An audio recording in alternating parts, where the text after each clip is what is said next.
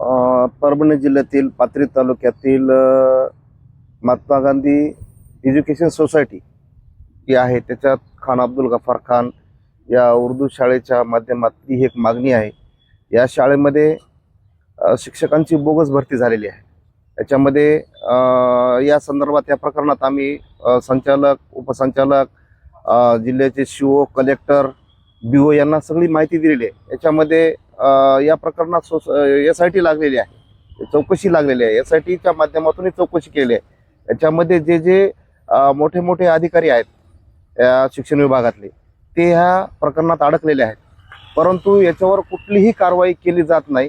याच्यामध्ये कुठल्याही अधिकाऱ्याला याच्यामध्ये अडकवलं गेलेलं नाही, जात नाही।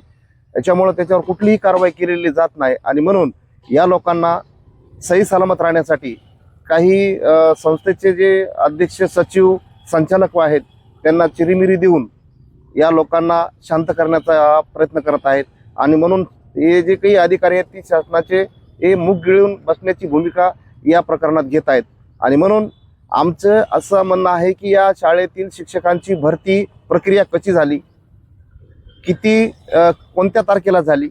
2012 पूर्वी तर शिक्षकांची भरती बंद होती, मग ती त्यांनी पुढच्या तारखेत घेऊन त्यांच्यावर 1,26,00,000 रुपयाचा वेतन जो आहे तो त्यांनी उचललेला आहे आणि ते उचलून शाळेचा जो निधी आहे तो प्रत्येक वर्षी या ठिकाणी उचलतात आणि तो निधीचे हेराफेर करतात। म्हणजे एकूणच कोट्यवधी रुपयाची शासनाला गंडा घालून या पैशाची हेराफेरी करून या संस्थेमध्ये भ्रष्टाचार केलेला आहे आणि याची आम्ही सखोल माहिती काढल्याच्या नंतर SIT लागल्याच्या नंतर या लोकांनी त्यांना म्हणजे दोषी ठरवू नये, यांच्यावर कुठलीच कायदेशीर कारवाई केलेली नाही।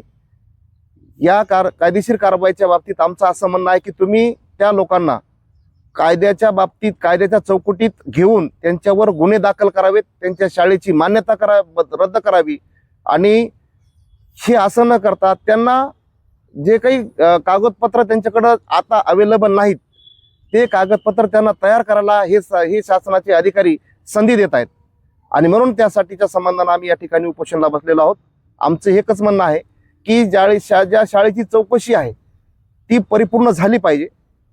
तुमची वर्गवारी कशी आहे, तुमची संच मान्यता कशी आहे, कोणी दिली, तुमचा युडायज नंबर कसा आला, या अनेक प्रश्नाला धरून आम्ही या ठिकाणी बसलेलो आहोत। आमच्याकडं काल या ठिकाणचे काही अधिकारी आले होते, त्यांनी आम्हाला सांगितलं की या ठिकाणी आम्ही चौकशी करतायत, परंतु SITची चौकशीचा अहवाल सुद्धा आम्हाला दिला गेलेला नाही आणि म्हणून त्याचा रोष म्हणून आम्ही या ठिकाणी उपोषणाला बसलेलो आहोत। सर, तुम्हाला असं वाटतं का म्हणजे काही अधिकारी हातमिळवणी केलेली आहे? 100% हातमिळवणी केलेली आहे। हातमिळवणी जर केली नसती किंवा संस्थाचालक, संस्था अध्यक्ष, संचालक जे आहेत किंवा शाळेचे मुख्याध्यापक जे आहेत त्यांनी जर या लोकांना चिरीमिरी दिली नसती तर हे लोक शांत बसले नसते।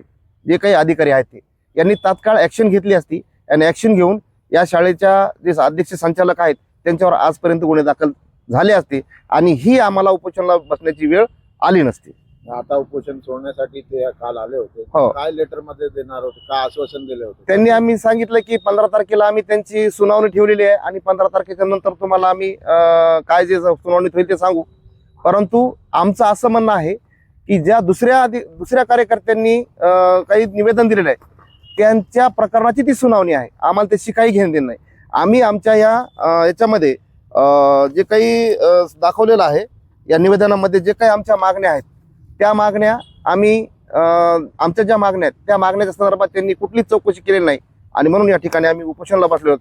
काल स्पष्टपणे साहेबांना आम्ही सांगितलं की आम्ही आमच्या जोपर्यंत मागण्या आणि याची चौकशी होत नाही तोपर्यंत आम्ही उपोषण सोडणार नाही। आपलं नाव सर? मी रघुनाथ कसबे, पाथरी तालुक्यातील कानसूर गाव आहे माझं, मानवी अभियानाचा कार्यकर्ता आहे। डॉक्टर भीमाशंकर वैराळे हेही मानवी अभियानाचे कार्यकर्ते आहोत। सर, एक शेवटचा प्रश्न आहे, आपली मागणी मान्य जर झाल्यास पुढचं पाऊल कोणतं? मागणी मान्य न झाल्यास याच्यापेक्षा तीव्र आंदोलन करू आम्ही आणि हे पुणे शिक्षण संचालक जे आहेत त्यांच्या दालनासमोर जाऊन, त्यांच्या कार्यालयासमोर जाऊन, मग ती कुठल्याही स्तराची आमची आंदोलनाची भूमिका असेल, लोकशाही मार्गाने। धन्यवाद सर।